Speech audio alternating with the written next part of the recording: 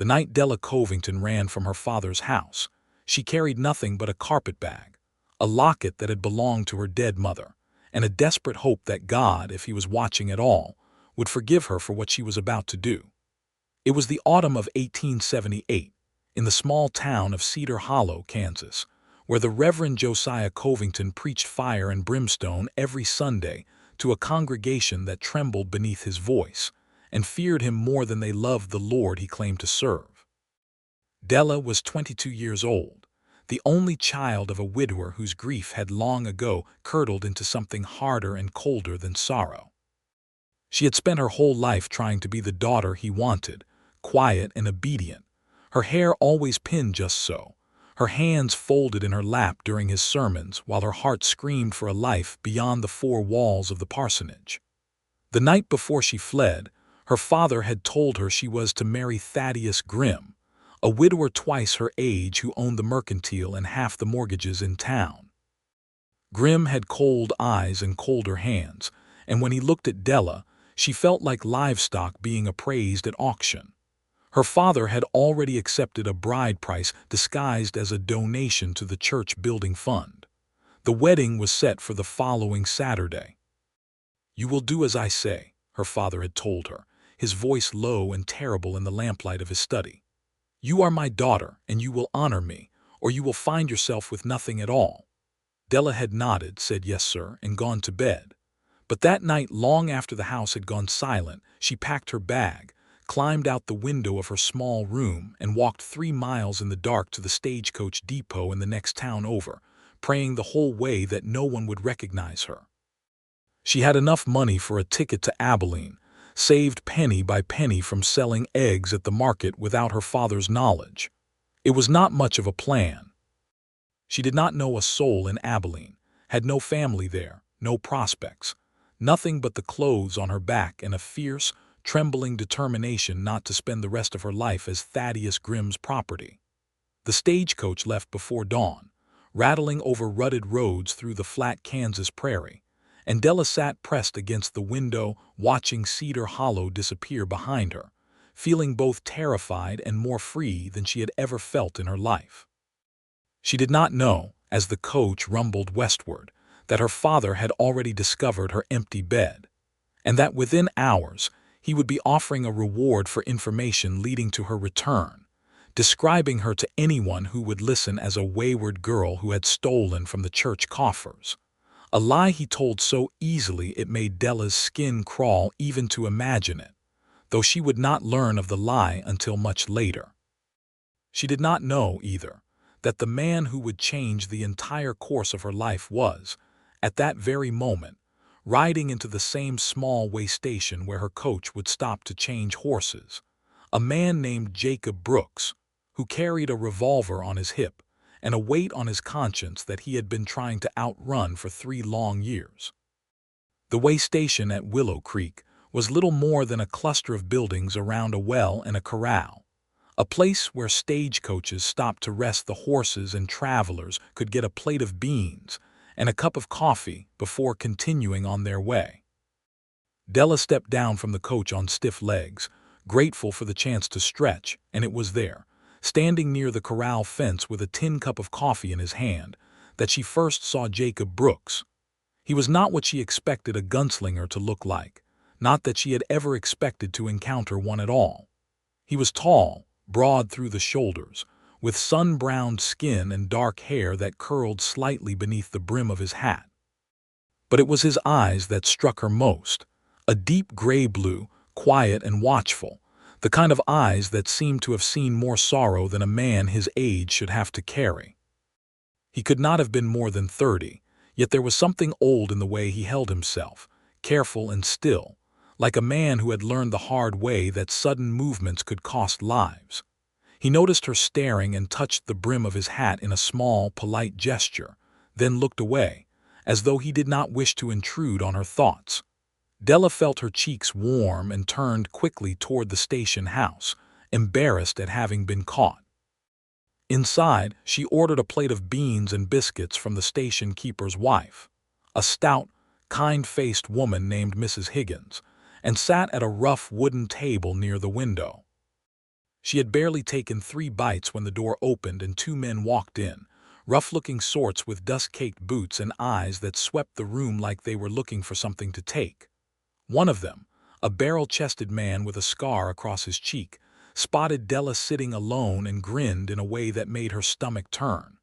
"Well now," he said, sauntering toward her table, "ain't you a pretty little thing, traveling all alone?" Della's heart pounded, but she kept her eyes on her plate, remembering the countless times her father had told her that a woman's silence was her best defense.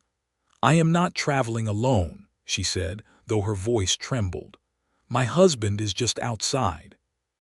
The man laughed, a harsh, ugly sound. "Is that so? Funny, I did not see no husband out there." He reached for her wrist and Della jerked back, nearly knocking over her chair, her heart climbing into her throat. But before the man could touch her, a voice spoke from the doorway, calm and even, yet carrying a weight that filled the entire room. "The lady said she is not alone." It was Jacob Brooks.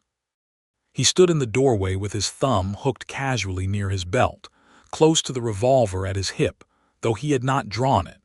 His voice held no anger, no threat, only a quiet certainty that made the barrel-chested man release Della's wrist and turn to face him. "This ain't your business, mister," the man said. "I am making it my business," Jacob replied, his tone still even, almost gentle. "Now, you and your friend are going to sit down over there and finish your coffee, and then you are going to get on your horses and ride on. Nobody needs to get hurt today." There was a long, tense moment where the barrel-chested man seemed to be weighing his chances, glancing at the revolver on Jacob's hip, at the steady, unblinking gray-blue eyes that watched him without a flicker of fear. Whatever he saw there must have convinced him, because he muttered something under his breath and stalked back to the counter, his companion following with a nervous glance over his shoulder. Jacob did not move from the doorway until both men had finished their coffee, paid Mrs. Higgins, and left the station, their horses' hooves fading into the distance. Only then did he step further inside, removing his hat and running a hand through his dark hair. "Are you all right, ma'am?" he asked, his voice soft now, none of the hard edge it had carried moments before. Della nodded, though her hands were still shaking as she folded them in her lap. "Yes, thank you. I do not know what I would have done if you had not been here." "You would have managed," Jacob said, and there was something in the way he said it, a quiet respect that surprised her. "Women out here usually do, but I am glad I did not have to find out." He offered a small, crooked smile, and Della found herself smiling back despite the fright still coursing through her veins. Mrs. Higgins bustled over with a fresh cup of coffee, setting it in front of Jacob without being asked, clearly familiar with him. "You are a regular through here, Mr. Brooks," Della observed, watching him settle into the chair across from her, though he had not been invited to sit. She did not mind. Something about his presence felt like a shelter after a storm. "I pass through now and again," he said. "I do some work for the stage line, riding shotgun on runs where there has been trouble, road agents mostly, sometimes worse." "You are a gunslinger then," Della said, and immediately regretted the bluntness of it, but Jacob only shrugged. "I am a man who is good with a gun and has had to use that skill more than I would like," he said. "I do not think much of the word gunslinger. Makes it sound like something to be proud of. And you are not proud of it." He was quiet for a moment, turning his coffee cup slowly on the table. "I have done things I am not proud of, ma'am. Things I carry with me, but I try to use what I have to protect folks now when I can. That is the best I know how to make right with myself."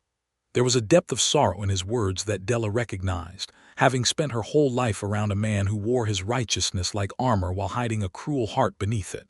Jacob Brooks, she thought, wore his guilt openly, honestly, and there was something achingly human about that.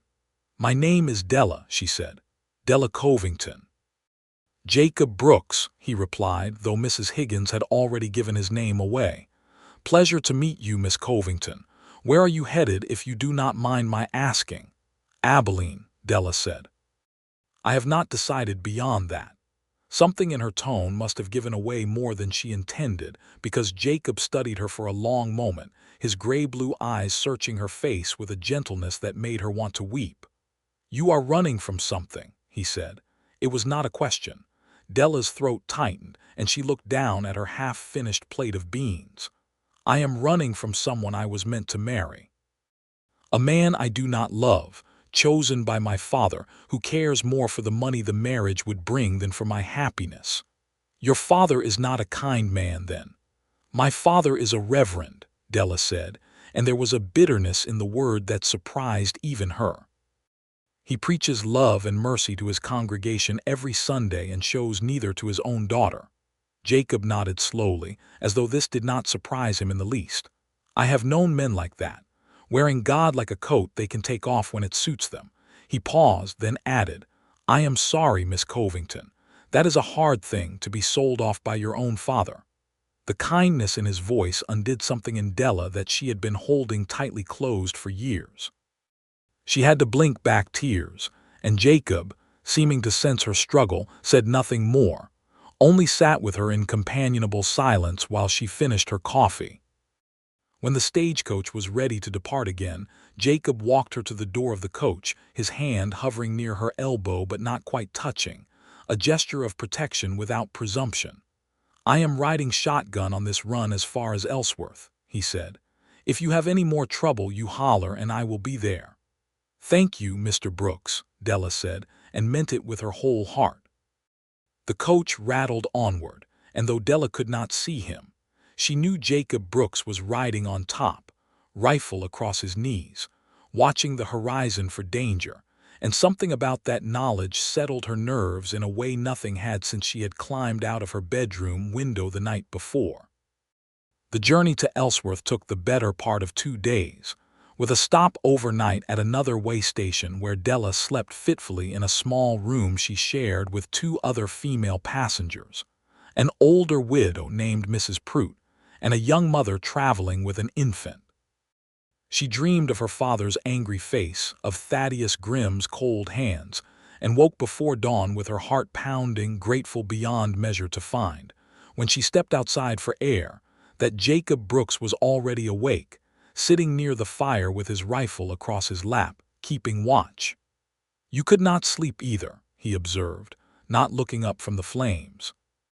"Bad dreams," Della admitted, wrapping her shawl tighter around her shoulders against the pre-dawn chill. "About your father, about all of it." She sat down on a nearby stump, close enough to feel the warmth of the fire but keeping a respectful distance from him. "I keep thinking he will find me, that somehow, no matter how far I go, he will find me and drag me back." Jacob was quiet for a moment, poking at the fire with a stick. "I will tell you something, Miss Covington. In my experience, men like your father, men who rule through fear, they are strong right up until someone stands up to them. Then they show themselves for what they really are. Cowards hiding behind loud voices and Bible verses. You sound like you know that from experience." "I had a father like that," Jacob said, and his voice took on a distant, careful quality, the voice of a man picking his way through old wounds. "He was not a preacher, but he ruled our house the same way. Fear and fists, mostly. I left when I was 16 and I never looked back." "I am sorry," Della said softly. "Do not be. It made me who I am. Taught me I never wanted to be a man who made someone else feel small to feel big himself." He glanced at her then, his gray-blue eyes catching the firelight. "You are not going back, Miss Covington. Not to that house, not to that marriage. I do not know what waits for you in Abilene, but whatever it is, it will be better than what you left." Della felt something in her chest loosen, a knot she had been carrying since she was old enough to understand what her father truly was. "How can you be so certain?" "Because you had the courage to leave," Jacob said simply. "That is more than most folks ever manage." They sat together in silence as the sky slowly lightened from black to gray to the soft pink of dawn, and Della found herself studying his profile in the growing light, the strong line of his jaw, the careful way he held himself even at rest, as though ready to spring into action at the first sign of danger. She wondered what had put such wariness into a man, What horrors he had seen that made him carry himself like a soldier even in moments of peace. When the other passengers began to stir, and the station keeper called that breakfast was ready, Jacob rose and offered Della his hand to help her up from the stump. It was the first time he had touched her, and the warmth and roughness of his palm against hers sent an unexpected shiver through her that had nothing to do with the cold morning air. "Thank you," she said, "for sitting with me." "Any time, Miss Covington," Jacob replied, and there was a softness in his eyes that told her he meant it. The stagecoach reached Ellsworth 2 days later, and it was there, in the bustling cattle town with its saloons and dance halls and the ever-present smell of livestock and dust, that Della's plans and Jacob's path diverged, or so she believed. He explained that his job as shotgun rider ended in Ellsworth, and that he would be staying to collect his pay before deciding where to head next. "I suppose this is farewell then," Della said, trying to keep the disappointment from her voice as they stood together outside the stage depot. Jacob studied her for a long moment, his hat in his hands, turning it slowly by the brim as though working up the courage to say something. "Miss Covington, I do not mean to overstep, but Ellsworth is a rough town and Abilene is not much gentler. A woman traveling alone with a father who might send men looking for her is in a dangerous position. I have no choice but to travel alone, Mr. Brooks. I have no one else." "You could have me," Jacob said, and then seemed to catch himself, a flush rising beneath his sun-browned skin. "What I mean to say is, I have no pressing business elsewhere. I could accompany you to Abilene, make sure you arrive safely, help you find respectable lodging and perhaps employment. I know a few honest folks in that town who might be able to help a woman looking for a fresh start." Della's heart leapt at the offer, though she tried to temper her hope with caution. "Why would you do that for a stranger, Mr. Brooks?" Jacob considered the question seriously, as though it deserved careful thought rather than a quick, flattering answer. "Because I have spent the better part of 3 years doing work that puts me face to face with the worst kind of men, and it has left something hollow in me, Miss Covington. Helping you feels like the first genuinely good thing I have done in a long while. I would like to see it through." There was such quiet honesty in his words that Della could not doubt his sincerity. "Then I would be grateful for your company, Mr. Brooks." And so it was decided. They would travel together to Abilene, not as a courting couple, for such a thing would have been improper and neither of them spoke of it as such, but as two people bound by circumstance and a growing, tentative trust that neither fully understood yet, but both were beginning to cherish. The road from Ellsworth to Abilene was less traveled by stagecoach, and Jacob arranged for 2 horses and a small amount of supplies, explaining that riding would be faster and safer than waiting for the next scheduled coach, which was not due for several days. Della had never ridden much beyond a gentle mare her father kept for pulling the buggy, but Jacob was patient, teaching her the basics of handling the horse he had selected for her, a calm, sturdy mare he called Biscuit for her pale coloring. "You have a good seat," he told her on their first morning riding out from Ellsworth, watching her posture with a critical but kind eye. "Just relax your shoulders. The horse can feel when you are frightened, and it makes her nervous too." Della tried to relax, breathing out slowly, and found that Biscuit did indeed seem to settle beneath her once she stopped gripping the reins so tightly. "You are a good teacher, Mr. Brooks." "I had a good teacher myself once," he said, a shadow of memory passing across his face. "A man named Elias Turner taught me most everything I know about horses, and a good deal about being a decent man, too. He is the reason I am not still the angry, wild boy who ran from his father's house at 16. "What happened to him?" Jacob's jaw tightened, and for a long moment Della thought she had overstepped, asked a question that touched too close to whatever pain lived behind his careful eyes. "He was killed," Jacob said finally, 3 years back by men I was supposed to be fast enough, good enough to stop. I was not." "I am so sorry, Jacob," Della said, using his given name for the first time without quite realizing it. He seemed to notice the shift too, and something in his expression softened. "It is all right, Della. It was a long time ago. I have made my peace with it mostly. It is why I do the work I do now, riding shotgun, helping folks along the road, trying to be fast enough, good enough for someone else, even if I could not be for him." They rode on in silence for a while after that, the prairie stretching endlessly around them, gold and green beneath the wide Kansas sky, and Della found her heart aching for this quiet, careful man who carried his grief like a stone in his chest, and yet still found ways to be gentle, to be kind, in a world that had given him so little reason to be either. They made camp that evening beside a small creek lined with cottonwood trees, and Jacob showed her how to build a proper fire, how to arrange the bedrolls a respectful distance apart, how to hang their food supplies from a tree branch to keep it safe from animals in the night. Over a simple meal of beans and cornbread cooked over the campfire, Della found herself talking more freely than she had in years, telling Jacob about her mother who had died when Della was only 9, and how she remembered her mostly through the locket she now wore and through vague, fading memories of warm laughter and soft hands. "My father was different before she died," Della said, staring into the flames. "Or so I am told. I do not remember it myself."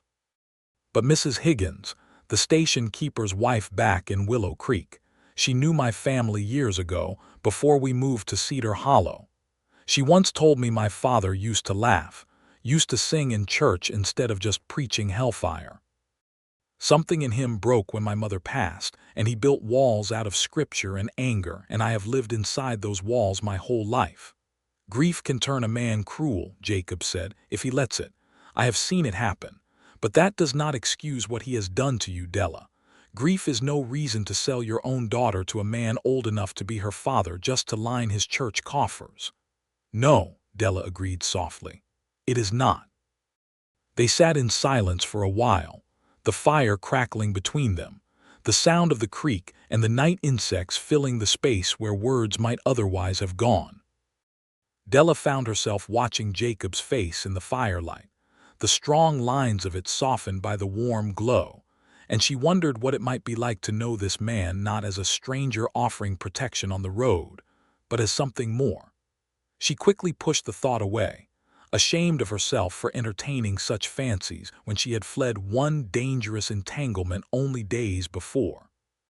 But that night, lying in her bedroll a respectful distance from Jacob's, listening to the soft, steady sound of his breathing as he slept, she found her thoughts returning to him again and again, and she fell asleep with something warm and unfamiliar blooming quietly in her chest. The next several days of their journey passed in much the same fashion, long hours of riding across the open prairie, evenings spent around the campfire talking softly about their lives, their hopes, their fears. Jacob told her more about his years as a gunslinger, about the men he had faced down, the towns he had helped protect, though he spoke of it all with a weariness that made clear he took no pleasure in violence, only did what he felt he must to keep the innocent safe. Della, in turn, told him about the small joys she had managed to find within the confines of her father's house, the garden she had tended in secret, the books she had read by candlelight after her father believed her asleep, the dreams she harbored of perhaps someday teaching, or running a small shop of her own, anything that would give her independence and purpose beyond being someone's obedient wife. "You should teach," Jacob said one evening, as they sat watching the sunset paint the sky in brilliant shades of orange and purple. "You have a gentle way of explaining things. I saw it when you were teaching yourself to trust Biscuit's gait. You did not force it, you coaxed it along, patient as anything. Children would respond well to that.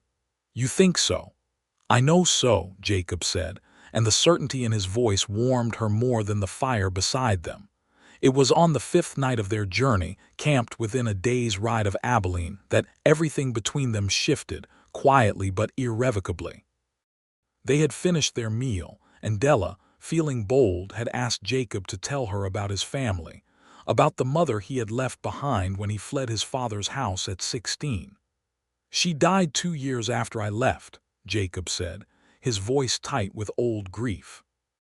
I did not even know until I passed through the county a year later and heard it from a neighbor. I never got to say goodbye, never got to tell her I was sorry for leaving her alone with him. You were 16, Jacob. You were a child yourself, escaping danger. You have no reason to carry guilt for that. Do I not? His eyes met hers, dark with old pain. I have carried a great deal of guilt in my life, Della. For my mother, for Elia's, for men I have had to kill in the course of my work, even when I know it was them or me, or them or someone else I was trying to protect. I do not know how to set any of it down. Della reached across the small space between them and took his hand, the first time she had initiated such a touch, and felt him startle slightly before his fingers curled gently around hers. Maybe you do not have to set it down all at once, she said softly. Maybe you just carry it a little at a time, and let the good things you do now make the weight easier to bear. Jacob was quiet for a long moment, looking down at their joined hands in the firelight. You are a remarkable woman, Della Covington, he said finally, his voice rough with emotion. Your father does not deserve a daughter such as you. And you are a remarkable man, Jacob Brooks, Della replied, her heart pounding fiercely in her chest. Whatever guilt you carry, it has not made you cruel or cold. It has made you gentle and careful and kind in a world that gives precious little reason for kindness. I do not think I have ever known a man like you. Their faces were close now, closer than propriety would have allowed under any other circumstance, and Della found herself leaning forward, drawn by some force she could not name and did not wish to resist. Jacob's free hand came up to gently cup her cheek, his thumb brushing softly against her skin, and when their lips finally met, it was tender and searching, a question and an answer both, full of all the careful tenderness that had been building between them since that first morning at the Willow Creek way station. When they finally parted, Jacob's eyes were bright with an emotion Della had rarely seen directed at her in her whole life, something that looked remarkably like reverence. I did not intend for this to happen, he said softly, though there was no regret in his voice. You came to me running from one man who wished to claim you without your consent. I would never want you to feel. Jacob, Della interrupted gently, placing a finger against his lips. I kissed you because I wanted to, because these past days with you have shown me more kindness, more respect, more genuine care than I have known in my entire life. I am not confused and I am not frightened. I know exactly what I want. And what is that? Jacob asked, his voice barely above a whisper. You, Della said simply. I want you, Jacob Brooks, in whatever way you will have me. He kissed her again then, longer, deeper, his hand sliding into her hair as hers found the front of his shirt, and beneath the vast Kansas sky, surrounded by nothing but prairie grass and the soft glow of their dying campfire, Della Covington felt, for the first time in her life, entirely and completely free. They did not rush what had begun between them, both understanding instinctively that what they had found deserved to be treated with care rather than haste. They continued their journey toward Abilene the following morning, riding side by side with their hands occasionally brushing, exchanging soft smiles that spoke of the new understanding between them. But Jacob remained a gentleman, ensuring their bedrolls stayed a respectful distance apart each night, though Della noticed he no longer slept quite as far away as he once had. They reached Abilene on the 7th day, and the bustling cattle town, with its rows of saloons and hotels and the constant din of cattle being loaded onto railroad cars, felt overwhelming after the quiet intimacy of their journey. Jacob secured Della a respectable room at a boarding house run by a widow named Mrs. Alderman, who took an immediate liking to Della and offered her work helping with the boarding house's laundry and cooking while she decided what more permanent path she wished to pursue. I will not be far, Jacob told her, standing in the small parlor of the boarding house, his hat in his hands. There is a man here, Sheriff Coburn, who has been trying to get me to take on deputy work for near a year now. I have always resisted it, told myself I was not fit to wear a badge and carry that kind of responsibility, but perhaps it is time I stopped running from a settled life. Are you saying you might stay in Abilene? Della asked, hope rising in her chest. I am saying, Jacob replied, stepping closer and taking her hands in his, that I have found something here worth staying for. If you will have me nearby, Della, I would like to build something more than just a few nights around a campfire. I would like to court you properly if you will allow it and see where this path leads us. I would like nothing more, Della said, and the kiss they shared then in the modest parlor of Mrs. Alderman's boarding house felt like a promise sealed between them, a beginning rather than an ending. The following weeks in Abilene passed in a haze of cautious happiness for Della. She settled into a routine, helping Mrs.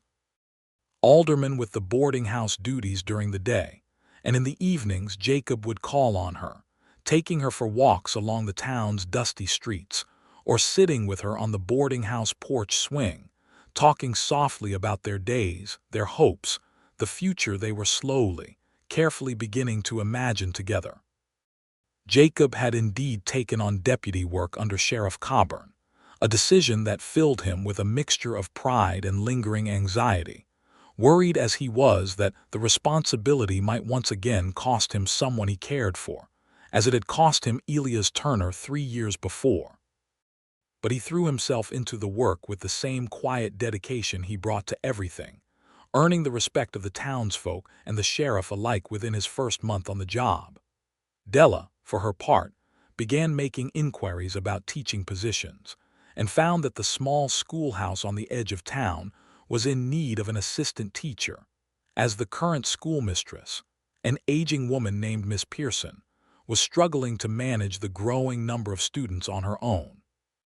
Della's gentle manner and genuine love of learning made her a natural fit, and within weeks she found herself standing before a classroom of eager young faces, teaching letters and sums and simple stories, feeling more fulfilled than she had ever imagined possible. It was during this time of quiet happiness that the shadow of Della's past finally caught up with her, though not in the way either she or Jacob had feared. A letter arrived at the boarding house addressed to Della, the handwriting on the envelope achingly familiar. She recognized her father's precise, angular script immediately, and her hands trembled as she opened it, half expecting threats or demands that she return home immediately. Instead, what she found inside left her shaken in an entirely different way. The letter was from her father, yes, but it carried none of the anger she expected. Instead, it spoke of regret, of loneliness, of a man who had realized, in the weeks since her disappearance, just how deeply he had failed her. I have spoken with Mrs. Higgins, the letter read, who informed me of your passage through Willow Creek and of the gentleman who defended your honor there. I have made inquiries, Della, and I understand you are safely settled in Abilene. I do not write to demand your return, though I confess it is my deepest wish. I write instead to tell you that I have called off the arrangement with Mr. Grimm. I have prayed a great deal since you left, and I have come to see, with shame, how much of my grief over your mother's passing I placed unfairly upon your shoulders. I do not deserve your forgiveness, but I offer you my apology, and my hope that someday, when you are ready, you might allow me back into your life, even if only as a distant, humbled correspondent. Della read the letter 3 times before she fully believed what it said, tears streaming down her face, and when Jacob arrived that evening for their customary walk, he found her sitting on the porch steps, the letter clutched in her trembling hands. Della, what has happened? He asked, immediately sitting beside her, his arm coming around her shoulders in a gesture that had become as natural as breathing between them. She handed him the letter without a word, watching his face as he read it, his expression shifting from wariness to something like cautious relief. He called off the marriage, Della said, once Jacob had finished reading. He is asking for my forgiveness, Jacob. I do not know what to do with this. Part of me wants to write back immediately, to tell him all is forgiven, and part of me is furious that he would think a single letter could undo years of coldness and control. Jacob was quiet for a long moment, his thumb rubbing gentle circles against her shoulder. I think, he said finally, That forgiveness is not something that has to happen all at once, or not at all. You can write back, Della, and tell him you received his letter, that you are grateful for his apology, without promising him anything more than that. You do not owe him instant absolution just because he has finally found some measure of shame for how he treated you. Healing takes time for both of you if it is to happen at all. You always know the right thing to say, Della said, leaning into him gratefully. I do not always, Jacob admitted with a small smile. But when it comes to you, I find the words come easier than they ever have before. Della did write back to her father, a careful, measured letter that acknowledged his apology without promising forgiveness she did not yet feel, and expressing her hope that time might heal what years of coldness had broken between them. It was not a perfect resolution, but it was a beginning, and Della found that simply having the choice, the power to decide on her own terms how much of her father she would allow back into her life, gave her a sense of peace she had never known while living under his roof. As autumn deepened into winter, Jacob's courtship of Della grew more serious, more certain. He took her to Sunday dinners with Sheriff Coburn and his wife, introduced her proudly to the other deputies and their families, and slowly, steadily, built a life in Abilene that included her at its very center. It was on a cold evening in late November, with the first snow of the season dusting the streets of Abilene in white, that Jacob asked Della to marry him. He had arranged a quiet dinner at the town's one respectable restaurant, and afterward, walking her back toward the boarding house beneath a sky brilliant with stars, he stopped suddenly beneath the bare branches of an old oak tree and turned to face her. Della, he said, his voice rougher with emotion than she had ever heard it, I have spent most of my life believing I was not meant for happiness. That the things I had done, the losses I had suffered, marked me as a man destined to walk alone, protecting others but never truly belonging anywhere myself. Then you came into my life at that way station, running from a fate you did not deserve, and something in me that I thought was long dead began to wake up again. He knelt then, right there in the snow-dusted street, and produced a small ring, simple but lovingly chosen, a thin band of gold with a small, clear stone that caught the starlight. I love you, Della Covington, Jacob said. I love your courage, your kindness, the way you have built a life for yourself out of nothing but sheer will and hope. I would be the proudest man in Kansas if you would agree to be my wife, to let me spend the rest of my days making sure you never again have reason to feel unsafe, or unloved, or unseen.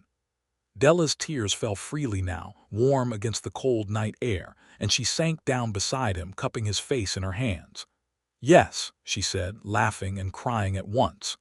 Yes, Jacob Brooks, I will marry you. There is nothing in this world I want more. He slid the ring onto her finger with trembling hands, and when he kissed her, right there beneath the old oak tree with snow falling softly around them, Della felt certain that whatever pain had brought her to this moment, running from her father's house, facing danger on the open road, all of it had led her exactly where she was meant to be.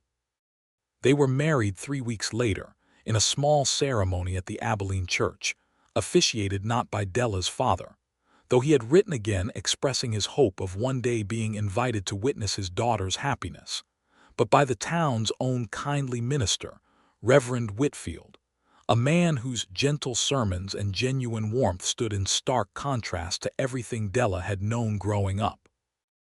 Mrs. Alderman insisted on hosting the small reception at the boarding house afterward, and Sheriff Coburn and his wife, along with several of the other deputies and their families, filled the modest parlor with laughter and well wishes. Miss Pearson, the schoolmistress, presented Della with a beautifully bound book of poetry as a wedding gift, and several of Della's young students had drawn pictures for their beloved teacher, crude but heartfelt depictions of flowers and hearts that Della treasured more than any fine jewelry could have moved her. It was a small wedding, without grandeur or excess, but it was filled with genuine love and warmth in a way that Della's childhood, despite her father's position as a respected reverend, had never once achieved. In the months that followed their marriage, Jacob and Della settled into a modest but comfortable home on the outskirts of Abilene, a small house with a garden plot where Della, remembering the secret garden she had tended in her father's backyard, planted vegetables and flowers with the same quiet joy she had known as a girl.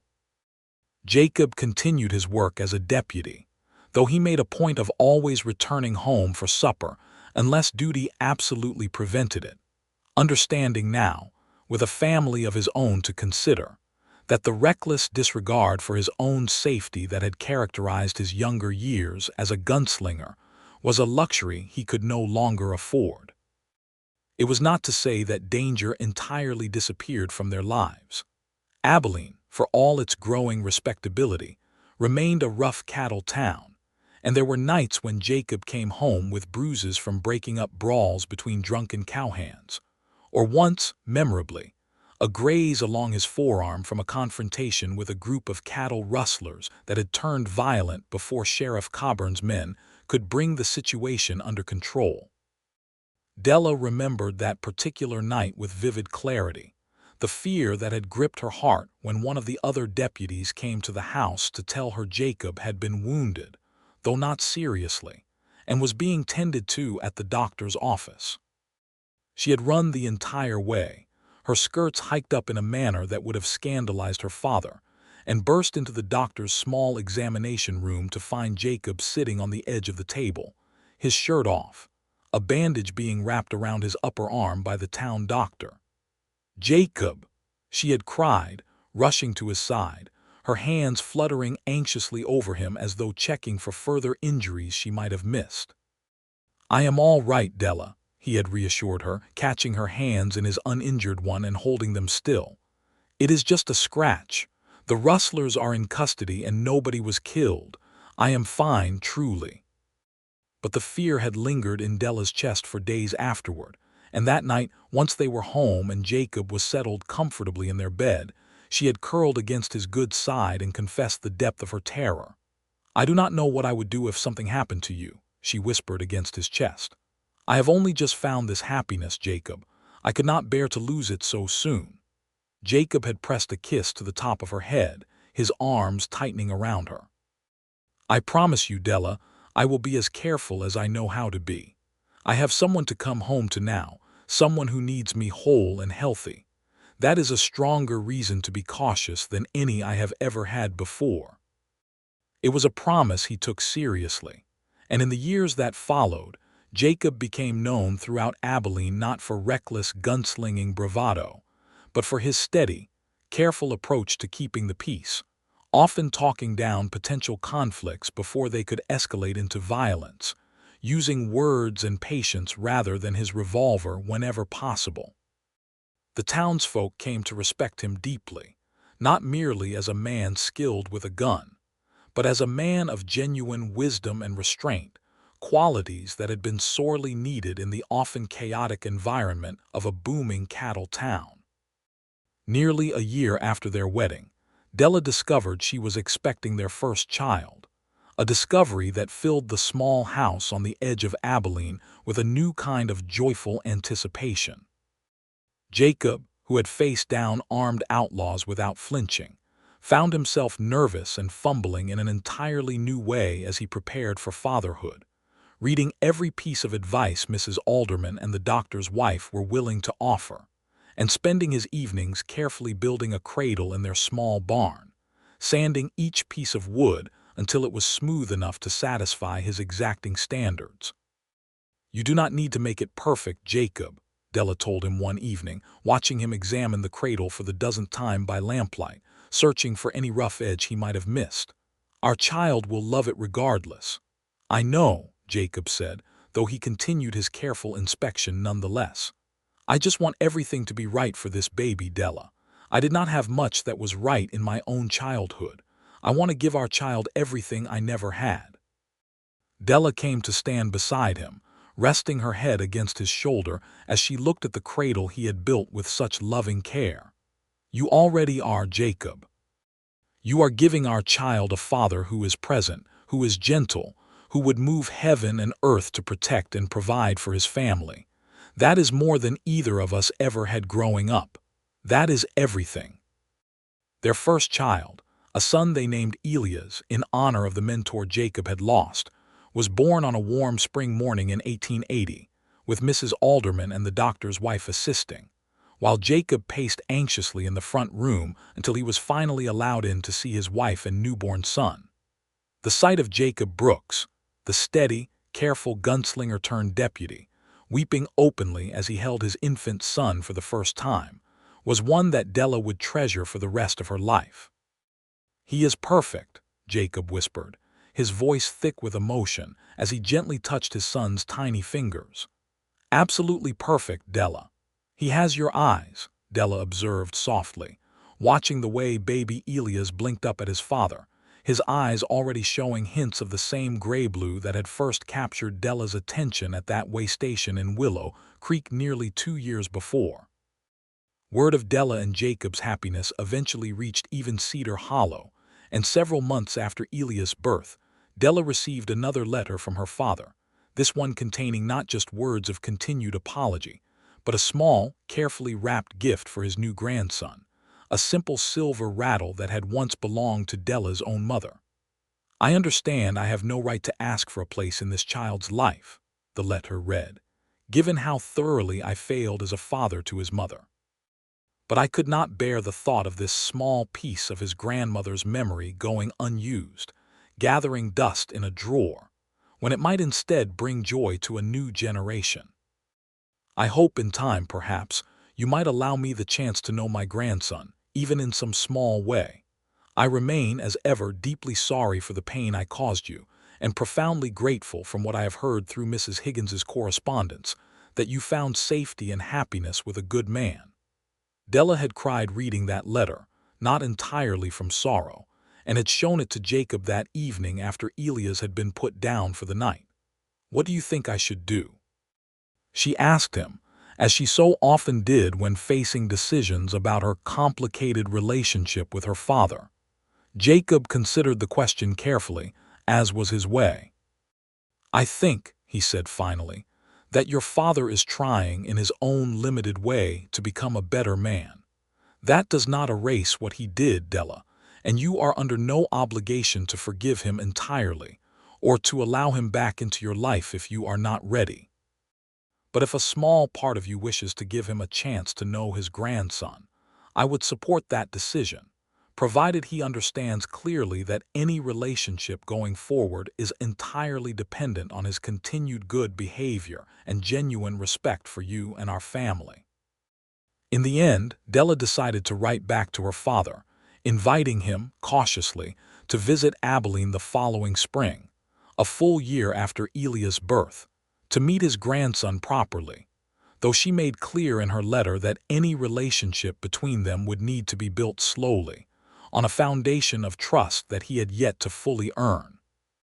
The visit, when it finally came, was awkward at first, Reverend Josiah Covington arriving in Abilene looking older and more subdued than Della remembered, his once imposing presence somehow diminished by genuine humility rather than the false piety he had worn like armor throughout Della's childhood. He met Jacob with careful respect, shaking his hand firmly and thanking him with evident sincerity for the protection and love he had shown Della. "I understand," Josiah said to Jacob, during a quiet moment on the porch while Della was inside nursing baby Elias, "that I have you to thank for my daughter's safety and for the happiness she has found. I was not a good father to her, Mr. Brooks. I let my grief consume me and turned that grief into cruelty toward the one person who most deserved my love and protection. I do not deserve the chance you and Della are giving me now, but I am deeply grateful for it, and I intend to spend whatever years I have left trying to be worthy of it." Jacob studied the older man carefully, the same careful assessment he might have given a stranger whose intentions were not yet clear, but found, in Josiah's weathered face and genuinely repentant eyes, something he recognized as honest remorse rather than manipulation.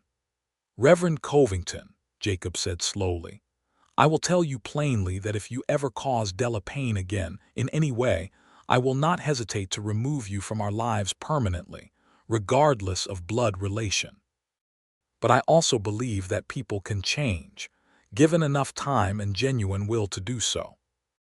I am willing to give you the chance to prove that change is real, for Della's sake, and for the sake of the relationship she might yet have with her son's grandfather. That is more grace than I have any right to expect, Josiah said quietly. Thank you, Mr. Brooks. Over the following years, Josiah Covington's visits to Abilene became a regular, if not frequent, occurrence, and slowly, carefully, a new relationship began to form between father and daughter, one built not on fear and control, but on the halting, imperfect steps of genuine reconciliation. It was never a perfect relationship. The scars of Della's childhood ran too deep for that, but it was honest, and it allowed Della's son, and eventually her other children, to know their grandfather as a humbled, gentler man than the tyrant Della had once fled in the dead of night. Life in Abilene continued to unfold with the steady rhythm of seasons passing, of a family growing and deepening in love.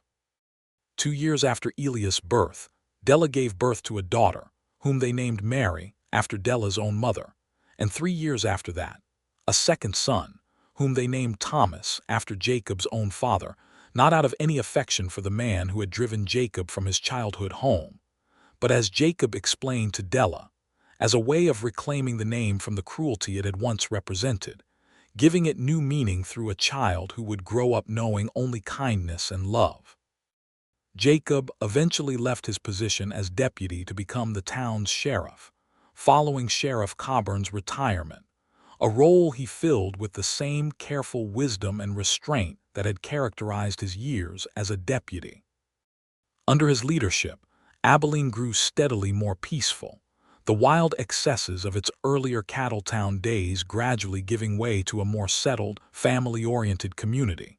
Though Jacob never lost the quiet watchfulness that had first drawn Della to him at that way station in Willow Creek, the sense that here was a man who would always stand ready to protect what he loved.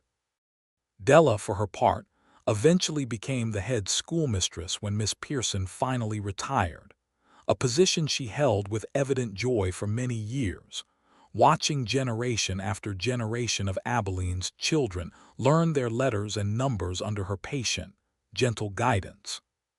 She often thought back to that terrified young woman who had climbed out of her bedroom window in the dead of night, carrying nothing but a carpetbag and desperate hope, and marveled at how far she had traveled, not just in miles, but in the fundamental shape of her life and her understanding of what love and safety could truly mean. On quiet evenings, after their children had been put to bed, Della and Jacob would often sit together on the porch of the home they had built and expanded over the years, watching the sun set over the Kansas prairie in brilliant shades of orange and purple, not so different from that first sunset they had watched together on the road to Abilene so many years before. "Do you ever think about that night at Willow Creek?" Della asked him once, many years into their marriage, resting her head against his shoulder as they watched their children playing in the yard.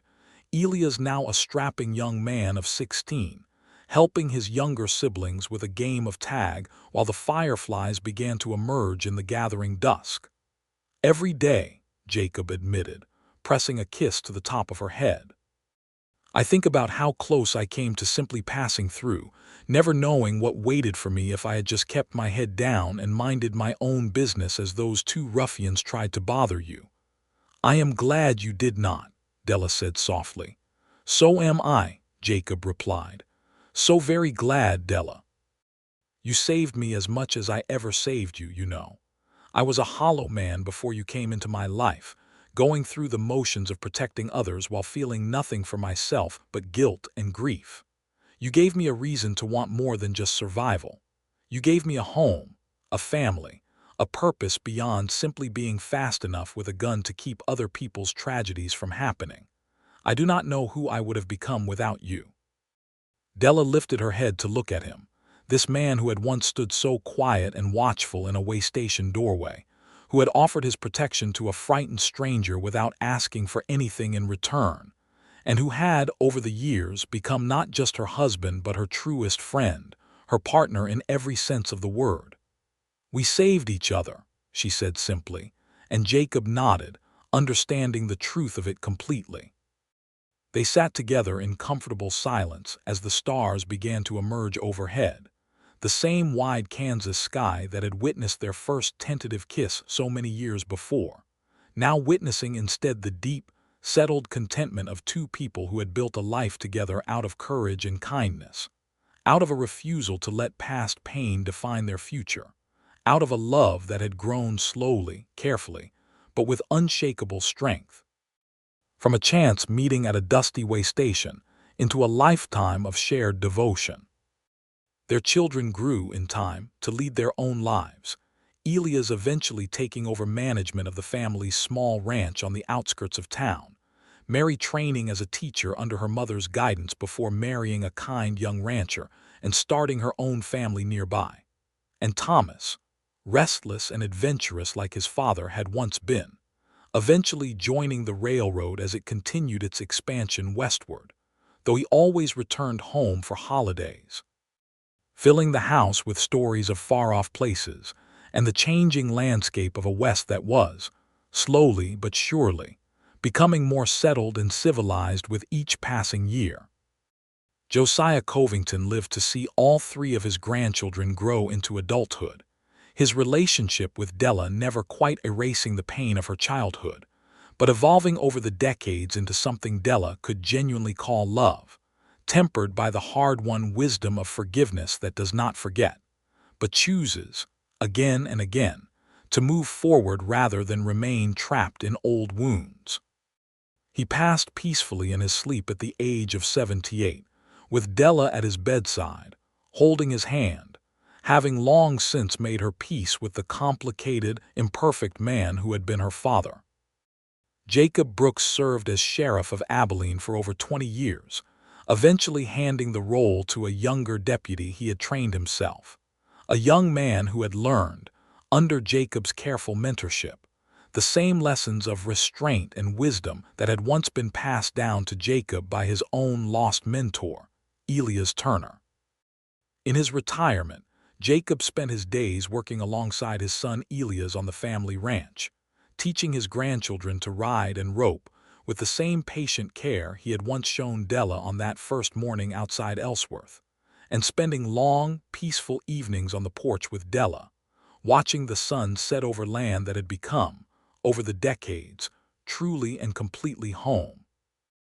Della Covington Brooks lived to see the Wild West she had known as a young woman gradually transform, watching the frontier give way to settled towns, to schools and churches and railroads that connected once isolated communities into something resembling the modern world that was slowly emerging.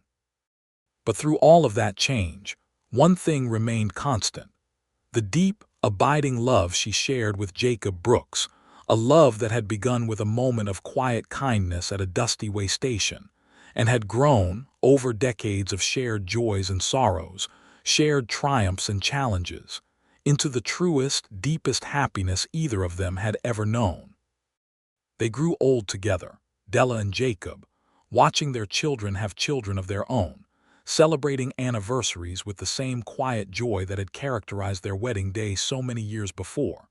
And when Jacob finally passed, peacefully, in his sleep at the age of 81, with Della beside him just as she had promised to be all those years ago beneath that snow-dusted oak tree in Abilene, he did so with a smile on his face and her name on his lips, grateful, until his very last breath.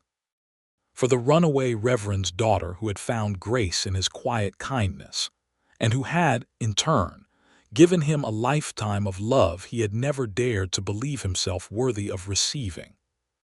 Della lived another 6 years after Jacob's passing, surrounded always by her children and grandchildren, telling and retelling the story of how she had once climbed out a window in the dead of night, running from a marriage she did not want, and had found instead, on the dusty roads of Kansas, the truest love story of her life.